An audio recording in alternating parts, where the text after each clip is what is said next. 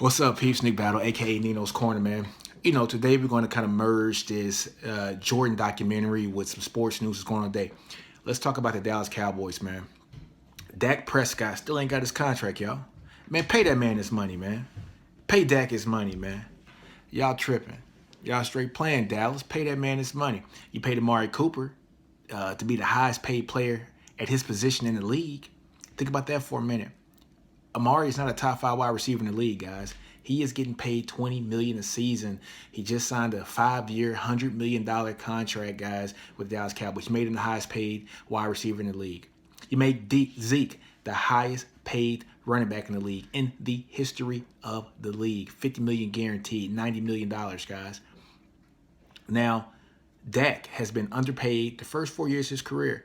So my whole thing is, we're always talking about Stephen Jones comes out and says, analytic-wise, you don't want to tie so much money into one player because it can hamstring your whole organization for years to come. But man, we're talking about the quarterback position, and we're talking about a guy who has played in 64 games, started every one of those 64 games. He's tough as nails, doesn't miss games. Rookie of the year. You found him in the 4th round, guys. You found him in the 4th round. You paid him $400,000 or $500,000. Then you paid him $1 million. I didn't see you guys, saying that he outplayed his contract and you're going to give him money. Now that he has waited and been so patient, guys, it's time to pay him his money. Let's look at some of the players that are getting paid $28 to $32, $33 million a year. And let's look at their stats and compare them to Dak's stats. First off, let's look at somebody from his own draft class, Jared Goff from the Rams. Now, let's be honest. Goff wasn't the oil that made that engine run. It was Todd Gurley and those running backs, man. Brandon Cooks. Goff was a product of that system, and we see what happened last year. Let's compare Goff's numbers to Dak's numbers. I got them pulled up right here, guys. Jared Goff. Both of them came in 4-year guys in the league. Jared Goff, 4 years, 14,219 yards for his career. Dak Prescott, 15,778 yards for his career. They came in the same year, guys. Remember that. All right, guys. Jared Goff, 87 touchdowns. Dak Prescott, 97 touchdowns. Jared Goff, 42 interceptions. Dak Prescott, 36 interceptions. So if we're just talking about raw numbers right now, we're talking about raw numbers. Dak's outplayed him. He has thoroughly outplayed him. And let's be honest, player for player, I think Jared Goff had the better of the players to start his career off with. Todd Gurley and Zeke, I would call it a wash. Those two guys are amazing. I think those first two years of Dak's career, Zeke and Todd Gurley were neck and neck. Zeke has, I think, pulled away by far because Todd Gurley with the injuries. But let's be honest, guys. In those first 2 to 3 years, those two were very comparable players. Everybody knows Todd Gurley was that guy. And he still is that guy. We're going to see him when he goes down to Atlanta. Now, let's look at the wide receiver position. Before Dak got Amari Cooper, who did they have a wide receiver? Who? Can't even name him. Your boy Jared Goff had Brandon Cooks, man. He had Brandon Cooks. Brandon Cooks was a monster, guys. Saints to the Patriots. Brandon Cooks is a monster, man. He was a monster at that time. But let's look at some other stats here, guys. Completion percentage. Jared Goff, 62.4%. Let's look at Dak's. Dak's completion percentage, 65.8%. Now, Jared Goff is getting paid over $30 million a year. I don't blame Dak. He knows he's better than Jared Goff. Man, pay that man his money. Now, let's look at another guy, Jimmy Garoppolo, Jimmy G. We talking about Jimmy G, the guy that got a $28 million a year contract with the 49ers. Off of only starting 7 games with the Patriots? Come on, man. Where they do that at, man? Jimmy G. Look at his stats, man. The man been in the league, 6 years now. He only ain't got 7,000 yards. Last year, he started a full season. He ain't even cracked 4,000 yards. This is a passing league. He ain't cracked 4,000 yards. He had 27 touchdowns and 13 interceptions, guys. 13 interceptions, man. Come on. Jimmy G? They won a playoff game. He ain't even passed for 100 yards. They ain't even depend on him. You paying a man that you can't even depend on. You paying him $28 billion a year, and you can't even depend on him to go win you a game. Think about that for a minute, guys. And last year was his highest total when it came to yards. The previous years before that, guys, he had like 3,000 yards in 5 years combined, and the guy got $28 million a year. I don't blame Dak, man. Go pay him. Pay that man. Next guy we're going to look in the list, Kirk Cousins. I like Kirk. Kirk is a very consistent guy. But if Kirk's making over $30 million a year, how come Dak can't? Jerry Jones. We all know the Jones family. They pay who they want to play. They pay Tony. They pay Tony Romo a bunch of money. They ain't had no problems paying Romo his money. Now, with me, guys, I look at a guy who has put in his time. He's put in his work. Dak was a Rookie of the Year, which he's a 3-time Pro Bowler now. He's led his team to the playoffs twice, 2 division titles. Pay him. Carson Wentz is getting paid. What has he done? He had one good season where he got hurt, and he didn't even win the Super Bowl. The backup came in and won a Super Bowl. So was that team just loaded? That's why they won? Or was it because of Carson Wentz? Obviously, I don't think it was because of Carson Wentz, because they won a Super Bowl without him. Come on, man. Nick Foles won a Super Bowl. And we see what Nick Foles is doing. Is that the system? Is that the system? Pay that man, dog. Pay Dak Prescott his money, man. I'm going to tell you why these guys need to go ahead and pay him. You need to pay Dak Prescott his money because if you guys been watching this Michael Jordan Last Dance documentary, when Scottie Pippen did not get paid right and the play didn't come, everything stemmed from the mistreatment of his contract. Everything. When Scottie Pippen's contract was not handled right, and you know, they knew Scottie was a poor kid, 1 of 12 children, dad in the wheelchair, another brother in a wheelchair. They knew that Scottie needed this money because he had to take care of his family. And I think the Bulls used that against him. He signed a 7-year deal. They put that in front of him, 7-year, $18 million deal. He was the 132nd highest paid player in the league. He's the best small forward in the game at the time. The top 5 player in the league was getting paid the 132nd highest paid player in the league. The number 6 highest paid player on his own team. Think about that for a minute, guys. Think about that. So when you don't value a person and don't show a person that you really care about them and that you need them, that's when Scottie Pippen went off the ledge and was like, I ain't getting no surgery this summer. I'm going to enjoy myself. Y'all don't want to take care of me? I'm going to take care of myself, and I'm going to let y'all suffer. And that's what he did. Scottie let him suffer. I'm not saying it's right. I'm just saying when people are disgruntled, that's what they do.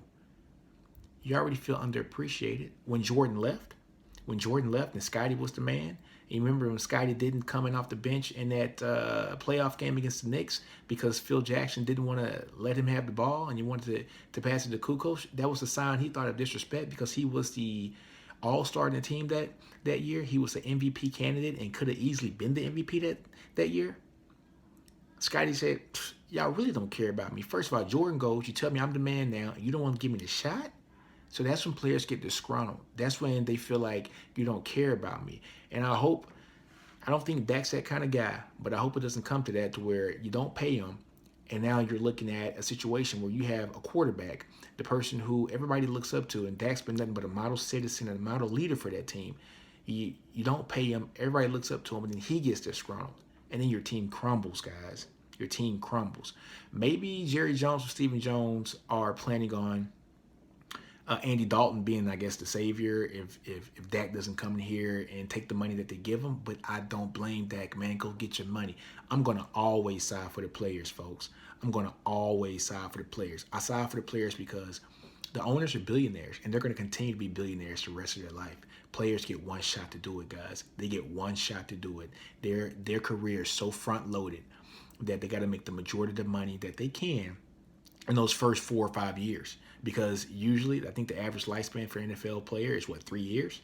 2.5, 3 years? So it's the NFL, the not-for-long league, right? So, man, you got to get your money when you can, and I don't blame that. Go get your money. Jerry Jones was throwing around money everywhere. He made Jalen Smith one of the highest-paid linebackers in the league. He made Amari Cooper the highest-paid wideout in the league. He made Zeke the highest-paid running back in the league. And let's be honest, I love Zeke to death. I love him to death, guys. But he's been in some trouble. Dak has never been in any trouble. He's been a consistent model of this game for Jerry Jones. Rookie of the Year, 3-time Pro Bowler. He almost threw for 5,000 yards last year, guys. You guys understand what 5,000 yards is? 5,000 yards? You went and paid Amari Cooper, but he wasn't even in some of the most important possessions of the games last year. In the Eagles game, when they needed him in that fourth down, he was on the sidelines. Where was Dak? On the field. Pay that man. Pay him. You made Zach Martin the highest paid guard in the history. Travis Frederick was one of the highest paid centers in the league. You know, you're paying you made Lyle Collins the highest paid right tackle, but your quarterback which is one of the hardest positions to fill in this league. You're not paying him. Come on, Cowboys. Come on, man. Pay that man. Pay that man. I bet you if it's Tony Romo, he'd be getting paid. Guarantee you that. Guarantee he'd be getting paid right now. I think we all know that. Tony was like his other son. Like his other son. So on that note, guys, let's go to a small commercial break, man. And I'm going to tell you about some other stuff on this next one. All right, guys, then we're back, man.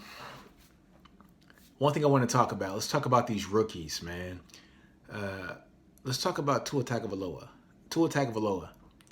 He is, the number 5 pick with the Dolphins this year. His jersey, his number 1 jersey, that's his number now. It's number 1. His jersey is the number 1 selling jersey in the NFL. His home jersey, his away jersey is the number 2 selling jersey in the NFL right now. The Dolphins struck gold with Tua. He is a star. He is a star in the making. And I've been telling you guys, and you guys can go and listen to the other podcasts that I've had. Tua is going to be a better quarterback than Joe Burrow. Tua has done it consistently.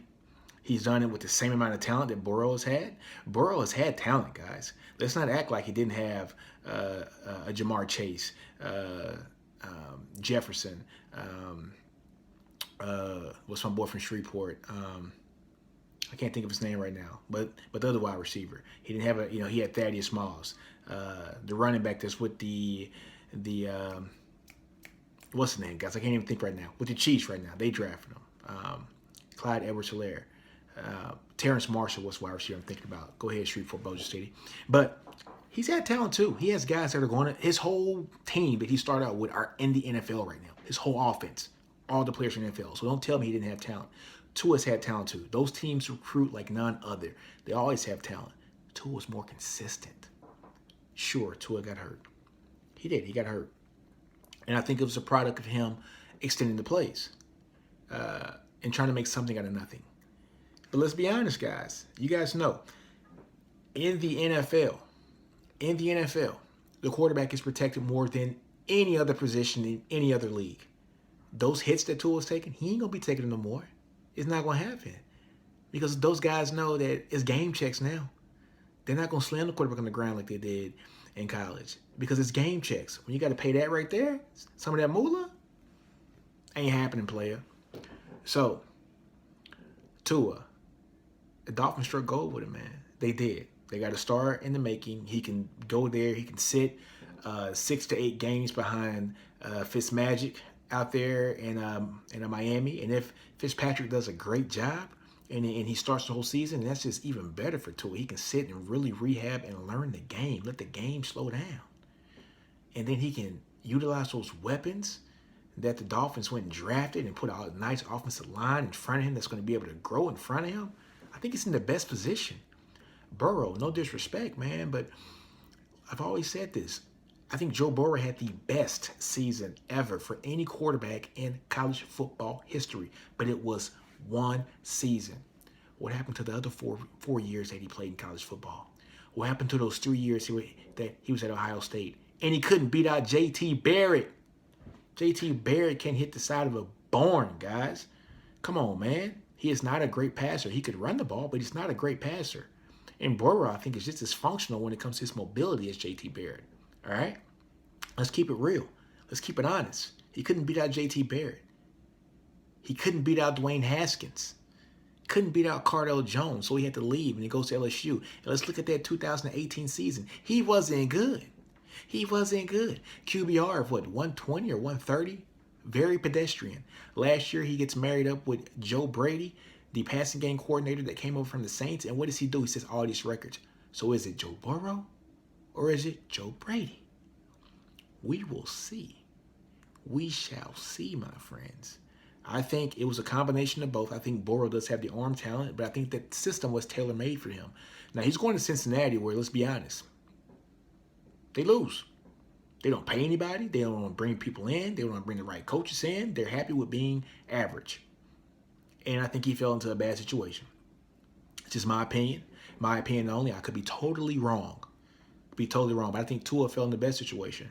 And I think it's going to be an amazing pickup for them.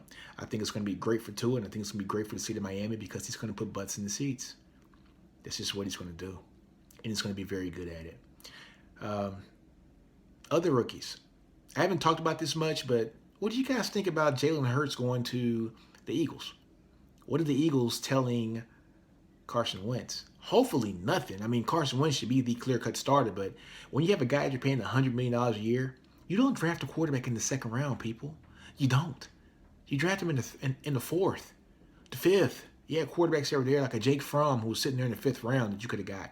An Eason, who got drafted in the third or the fourth round. But you had quarterbacks that could have been gotten in later rounds to help your quarterback room. Carson Wentz needs weapons. I like Jalen Reagor. I think he's an amazing player. I'm a Texas guy. You guys know, hook him. You see that Texas up there. Jalen Reagor ate Texas up on plenty of plays every year for the last 3 years. He's an amazing player, a speedster. Reminds me a lot of Tyreek Hill, but I don't think he has. Let me take that back. He reminds me a lot of Tyreek Hill, but Tyreek Hill's on a whole nother level. I'm not going to say he's a poor man, Tyreek Hill, because we haven't seen this guy go against pros, but he is one hell of a player. But Carson Wentz could have used some more weapons, man. He could have used some more weapons. Let's be honest. Greg Ward, who was the quarterback, for University of Houston, was the starting wide receiver last year in the last 4 games for the Eagles. Come on, Eagles, do better, man. No, better yet, don't do better. I'm a Cowboys fan. Don't do better. Keep drafting quarterbacks in the second round. I am totally fine with that. Totally fine. Lead CeeDee Lamb for me and my team. Lead the skill players for my guys. You guys can draft quarterbacks in the second round from now on. I'm totally fine with that, Eagles fans. Do you? Other rookies, man. Like I said, I'm interested to see how these quarterbacks are going to work out. I'm so interested to see how these wide receivers are going to work out. I think Jared Jeudy is going to do some damage up in Denver. Denver had a sneaky good draft. I love the Derek Jeudy pickup. I love the other pickup for the wide receiver that came out of Penn State. That's going to be a good pickup for them also. I absolutely am eager to see how that Vikings pickup of Jefferson from LSU is going to work, because Jefferson had like 90% of his snaps from the slot last year, but Thielen is the slot guy. Where are you going to put him? Are they going to have 2 slot guys? I don't know. Had a crazy phone call, guys. My bad, guys. But on that note, it's going to be very, very interesting to see what's going to happen with Jefferson and Thielen. I think they're 2 great players. Well, I know Thielen's a great player. We don't know what Jefferson is right now because he's a rookie. But what is going to happen with Jefferson and Thielen? Will they run 2, I guess, plays where we're going to have 2 slot guys? Who knows? But I'm really interested to see how my Cowboys going to do with that boy CeeDee Lamb. Oh, Lord have mercy, CeeDee Lamb. I tell you, man, you're going to have Amari Cooper on one side. You're going to have a Gallup on one side and CeeDee Lamb working in the middle with Zeke in the backfield. Sign Dak, y'all. Let the man throw that ball around, man. Let him throw that ball around, man. I can't wait to see this, man. It's going to be a great season if we have a season. And talking about seasons, and if we're going to have a season, let's talk about college football. So college is the college, I guess, AD for all of college football has said that if colleges are canceled, if classes are canceled, there won't be a football season. What do you guys think about that? People want to, the SEC says that they want to have a season. I mean, so are we saying that these guys aren't student athletes and they're athletes? Well, hey, if we're going to have a season with these guys and school is canceled, you need to pay them. But that's a whole nother conversation. You need to pay them if school is canceled, but you're going to have football, you need to pay them. But that's a whole nother conversation. You know what? We might talk about that again on the next episode, man. But on that note, guys, Ninos Corner, I am out. You guys know how I end everything. Do you, man. Don't be afraid to fail. Outgrow your environment. Understand your brilliance, man. Ninos Corner, I'm out. Do you. Salute to you guys. Night, night.